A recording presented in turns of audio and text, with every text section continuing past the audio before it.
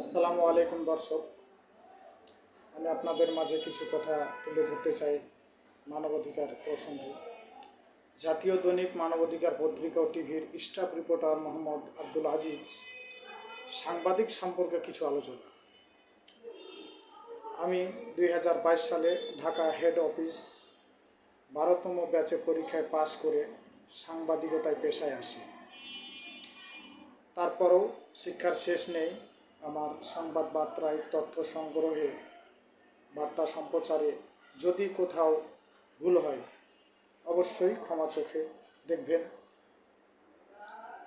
আমি আরও কিছু কথা বলতে চাচ্ছি যে আমি দীর্ঘ 2.5 বছর কর্ম পরিশ্রম ও দক্ষতার সহিত মানবাধিকারে কাজ করে আসিতেছি।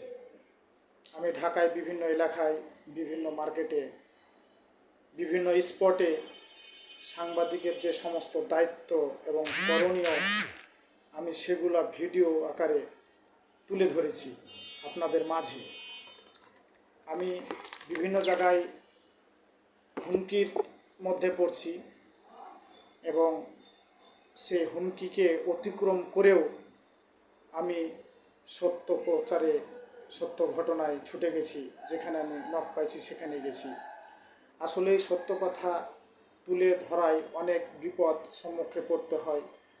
তারপরেও সত্য প্রচার, সত্য ঘটনা, তথ্য মনে করেন যে করেই আমি যাচ্ছি। আমাদের সহযোগিতা, আপনাদের সহযোগিতায় এবং দোয়ায় আমি সাংবাদিক মোহাম্মদ আব্দুল আজিজ, আপনারা যদি পাশে থাকেন, আমি দেখিয়ে দিতে চাই এই দেশকে, এই বাংলাদেশকে, যে বাংলাদেশের যত প্রকার দুর্নীতি, অনিয়ম, অকানুন, সন্ত্রাস ঠেকাতে যদি কোনো সাংবাদিক না যায়, মৃত্যুর ঝুঁকি মনে করে, আমি আব্দুল আজিজ সেখানে যাব মরণ স্বীকার করে। আর আপনারা আমাদের পাশে থাকবেন, আপনারা সহযোগিতা করবেন। জনগণের সহযোগিতা, জনগণের সাহস, সেটাই হলো সবচাইতে বড় শক্তি এবং বড় পাওয়া। আপনারা দোয়া করবেন। আমি আপনাদেরই সন্তান, আমার কথাবার্তায় ভুল হতে পারে, কারণ আমি একজন মানুষ, আমি ফেরেশতা না।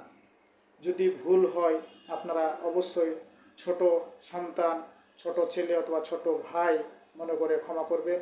এবং বাংলাদেশের যে যে প্রান্তে থাকেন আপনারা আমার লাইভ দেখবেন। আমি লাইভে ভালো পারফরমেন্স এবং কর্মদক্ষতায় কাজ করার জন্য আমি ঢাকা প্রেস ক্লাবের সভাপতির কাছে আমি প্রেস কোট উপহার পাই এবং সম্মাননা স্মারক পাই। এবং মানবাধিকারের যে চেয়ারম্যান এমডি মোহাম্মদ আবুল হাসান সাহেব, তিনিও কিন্তু আমাকে এই সমস্ত পরিধান করাইয়া দিয়েছে কোট।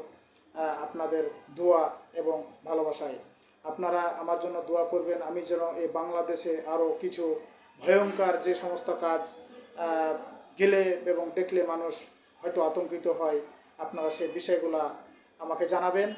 আমি যত সাধ্য আমি আমার জীবন বাজি রেখে দেশের ভালো দক্ষতা, মানুষের অধিকারে, মানুষের মানবাধিকারের কাজে আমি মরতেও রাজি এবং যে কোনো জায়গায় যেতে আমি প্রস্তুত আছি ইনশাআল্লাহ। আসসালামু আলাইকুম।